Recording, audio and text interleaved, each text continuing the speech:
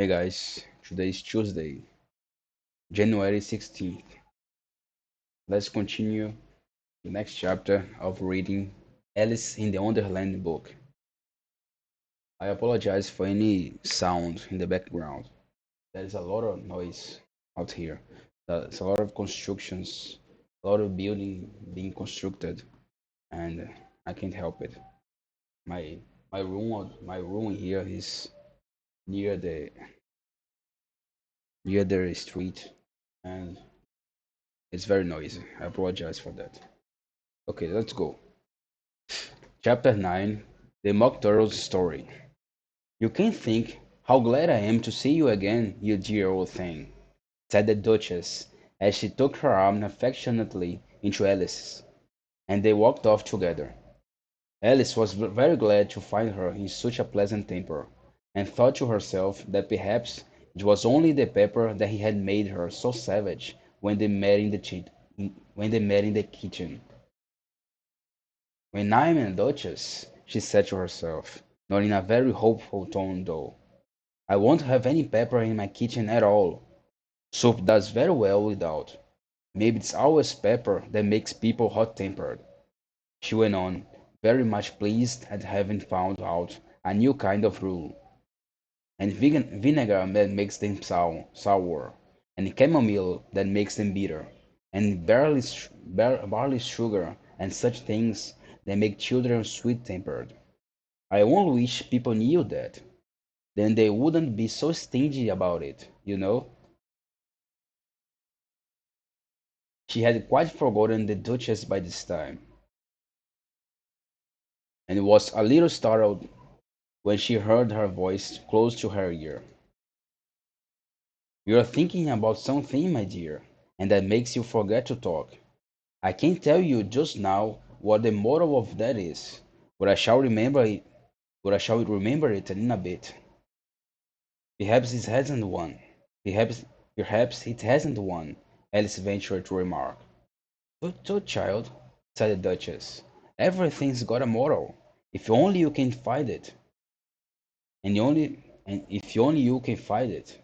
And she squeezed herself up closer to Alice's side, and she squeezed herself up closer to Alice's side as she spoke.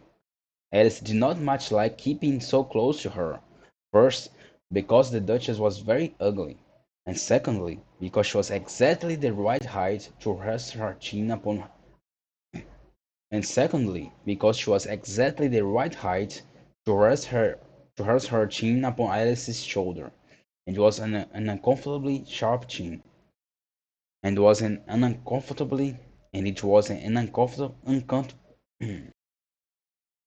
and secondly because she was exactly the right height to rest her chin upon Alice's shoulder, and it was an uncomfortably sharp chin. However, she did not like to be rude, so she bore it as well as she could. "The game is going on the game is going on rather better now," she said, by way of keeping up the conversation a little. "This show this so," said the Duchess, "and the moral of that is, oh, this love that makes the world go round." Somebody said somebody said, Alice whispered, "that is done by everybody minding their own business."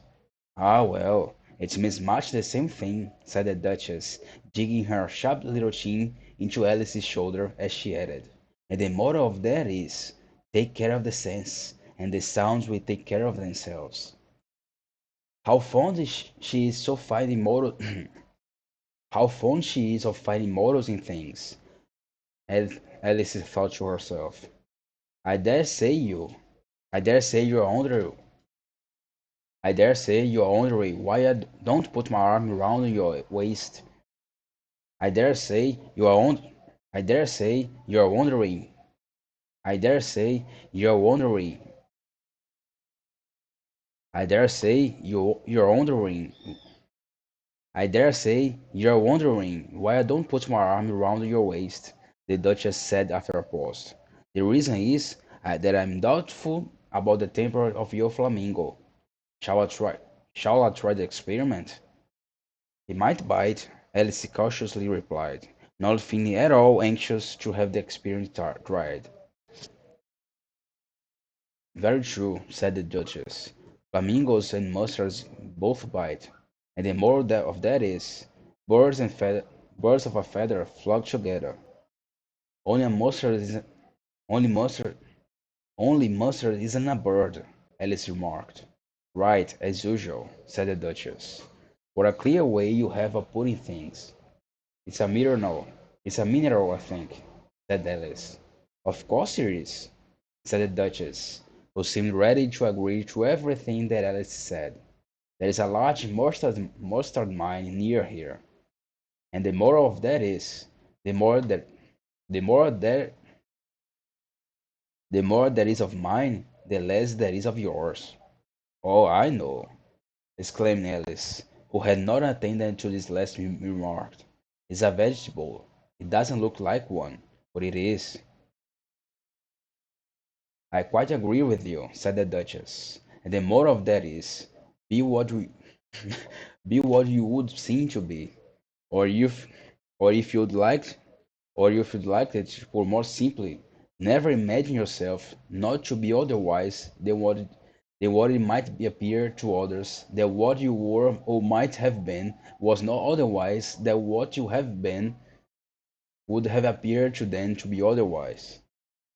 I think I should understand that better, Alice said very politely, if I had it written down, but I can't quite follow it as you say it. There is nothing to what I could say if I chose. If I chose, the Duchess replied in a pleased tone. Pray don't, pray don't trouble yourself to say it any longer than that, said Alice. Oh, don't talk about trouble, said the Duchess. I make you a present of everything I've said as yet. A cheap sort of present. A cheap sort of present, called Alice. I'm glad they don't give birthday presents like that. But she did not venture to say it out loud. Thinking again? Thinking again? The Duchess asked, with another dig with another dig of her sharp little chin. I've a right I've a right to think, said Alice sharply, for she was beginning to feel a little worried. Just about as much right, said the Duchess, as pigs have to fly. And then and but here, to Alice's great surprise, the Duchess's voice died away, even in the middle of a favorite word moral, and and the arm of and the arm that was linked into hers began to tremble.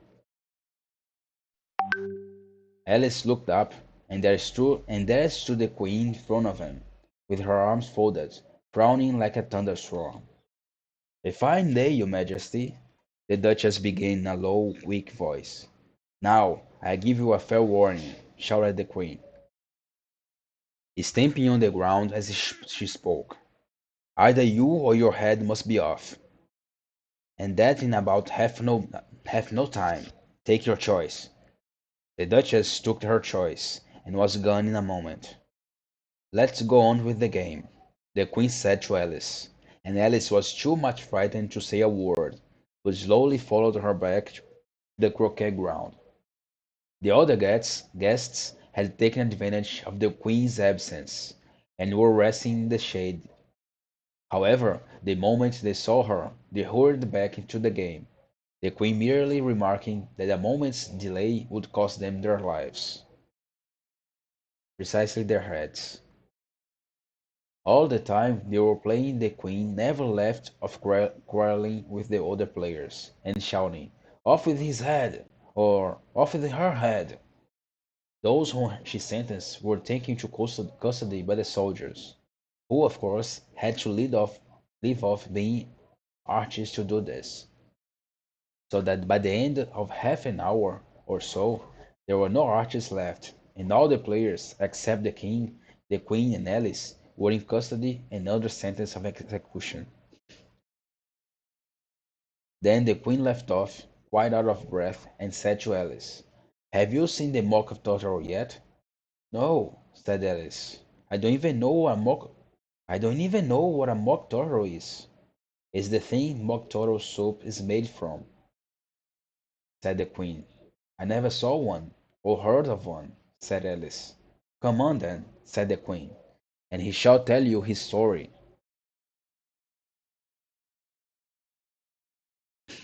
As they walked off together, Alice heard the King say in a low voice to the company generally, You are all pardoned. Come, that's a good thing." She said to herself, for she had felt quite unhappy at the number of executions the Queen had ordered. They very soon came upon a griffon, lying fast asleep in the sun.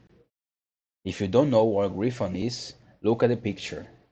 "Up, lazy thing," said the Queen, "and take this young lady to see the Mock Turtle, and to hear his story. I must go back and see after some executions I have ordered." And she walked off, leaving Alice alone with the griffon. Alice did not quite like the look of the creature, but on the whole she thought it would be quite as safe to stay with it as to go after the savage Queen. So she waited. The griffon sat up and rubbed its eyes. Then it watched the Queen till she was out of sight. Then it chuckled. "What fun!" said the griffon, half to itself, half to Alice. "What is the fun?" said Alice. "Why, she," said the griffon. "It's all her fancy, that.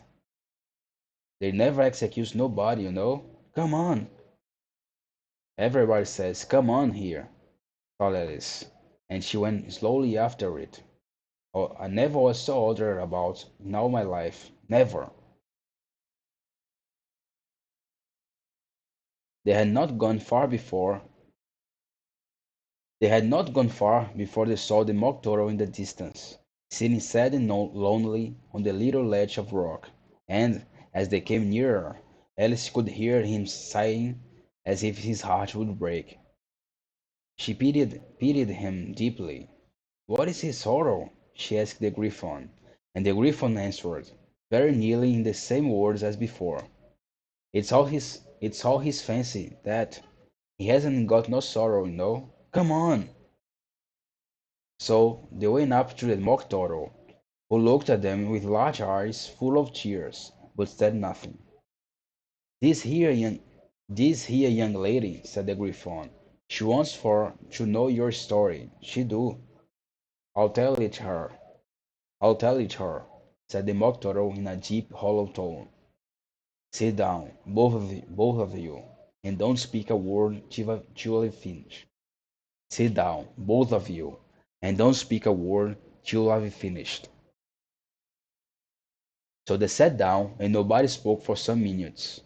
Alice thought to herself, "I don't see how he can ever finish if he doesn't begin." But she waited patiently. "Once," said the Mock Turtle at last, with a deep sigh, "I was a real turtle." These words were followed by a very long silence, broken only by an occasional exclamation of from the Griffon and the constant heavy sobbing of the Mock Turtle. Alice was very nearly getting up and saying, "Thank you, sir, for your interesting story." But she could not help thinking there must be more to come, so she sat still and said nothing. When we were little," the Mock Turtle went on at last, more calmly, though still sobbing a little now and then, "we went to school in the sea. The master was an old turtle. We used to call him Tortoise." "Why did you call him Tortoise if he wasn't one?" Alice asks. "He really can't listen to stories quite, can't she? Can she? She really can't listen to stories quite without speaking, can she?" We we called him Tortoise because he taught us," said the Mock Turtle angrily. "Really, you are very dull. You ought to be ashamed of yourself for asking such a simple question," added the Griffin. And then they both sat silent and looked at poor Alice, who felt ready to sink to the earth. At last the Griffin said to the Mock Turtle, "Drive on, old fellow. Don't be all day about it." And she went on with these words.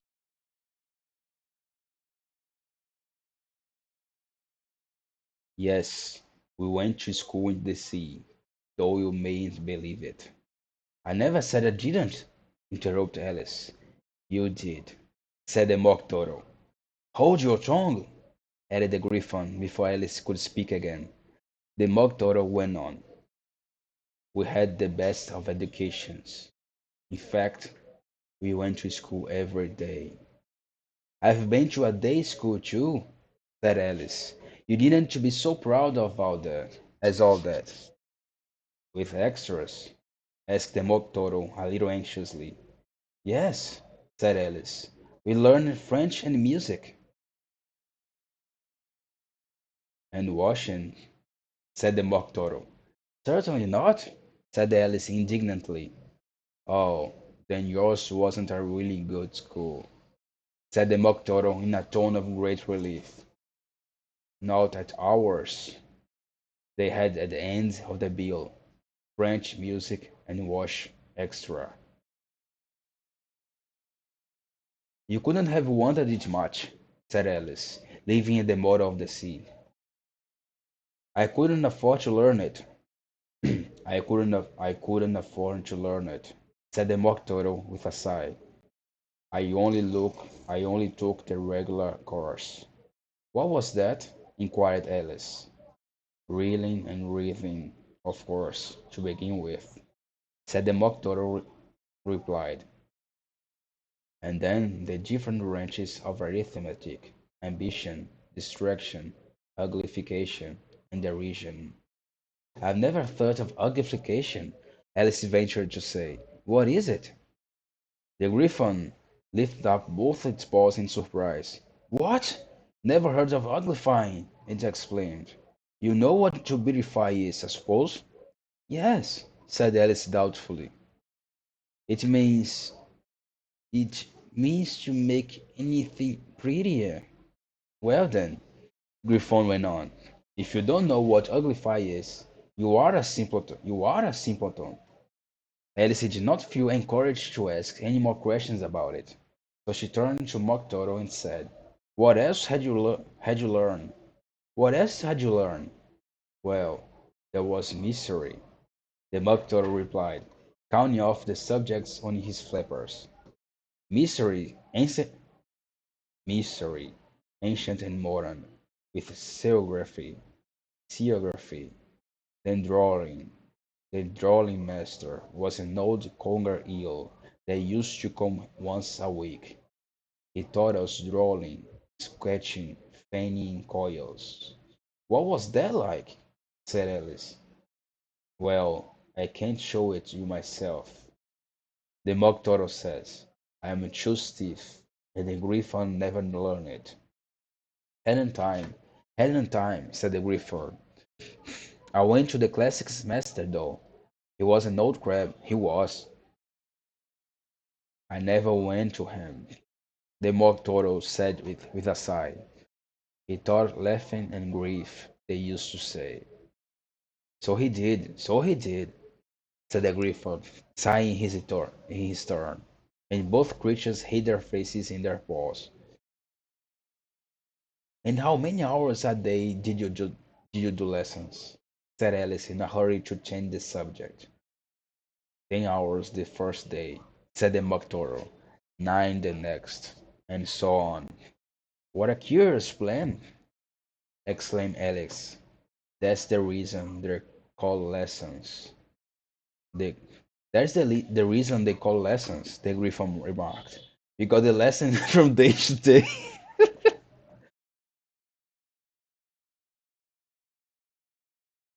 So if if they were morons, that means the time of the lessons increases day to day.